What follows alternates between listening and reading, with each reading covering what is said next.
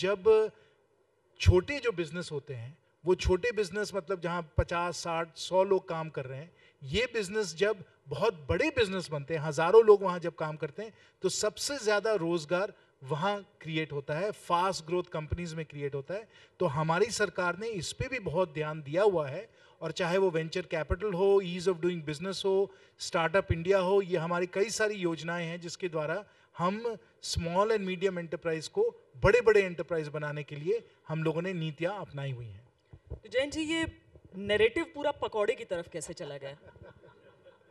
देखिए, आप लोगों को मीडिया में पकौड़ों की बात, डुस्का की बात, बड़े की बात, ये सब आपको बहुत आनंद देता है, और ये सिर्फ पकौड़े में मसाला नहीं है, ये मीडिया में भी मसाला है।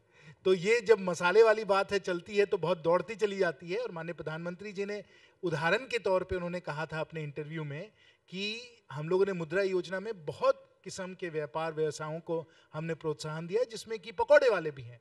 तो लोगों ने उसका हंसी मजाक के तौर पे उसको खूब चलाया। और कुछ दिन पहले आपको मालूम है कि राजदीप जी मेरा इंटरव्यू कर रहे थे, तो मैंने उनको ये भी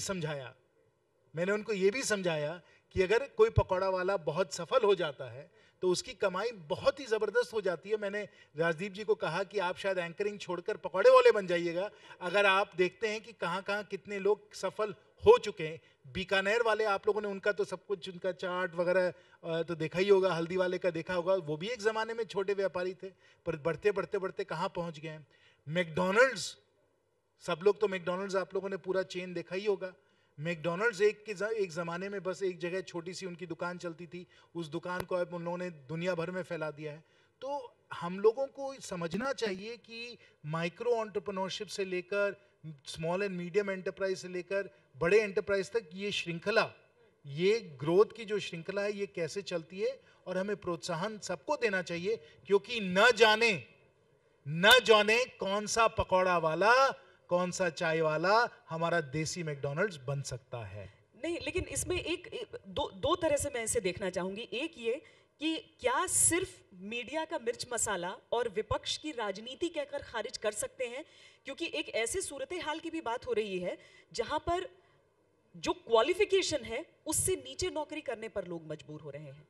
आरोप ये था जैन जी। नहीं, वो बड़ी दुख की बात है, और जरूर हम लोगों के पूरी तरीके से प्रयास और नीति हम लोगों की यही है कि जिस नौकरी के लिए आप क्वालिफाइड हैं वो नौकरी आपको मिलनी चाहिए।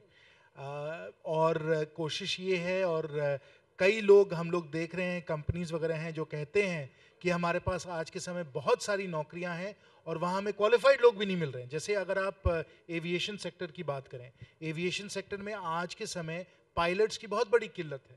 हमें पायलट्स की ज़रूरत है, स्किल्ड लोगों की ज़रूरत है। बहुत सारी वैकेंसीज़ हैं, लेकिन ये वैकेंसीज़ फिलअप नहीं हो पाती हैं क्योंकि लोगों में वो ट्रेनिंग नहीं है, वो स्किल डेवलपमेंट नहीं है, वो एम्प्लॉयबिलिटी नहीं है। तो दोनों तरफ से तकलीफ है।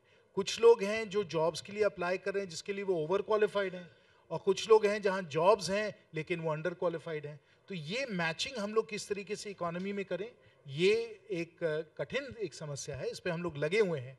और एक अंतिम बात मैं इसमें यही करना चाहूँगा कि हमारे देश में, और मैं तो प्राइवेट सेक्टर का व्यक्ति हूँ, हमारे देश में एक सोच है कि हमें सिर्फ सरकारी जॉब चाहिए, और सरकारी जॉब चाहे जैसी भी हो, क्लास 3 क्लास 4 जैसी भी हो, हम सरकारी ही जॉब लेंगे, प्राइवेट सेक्टर की हम जॉब नहीं लेंगे।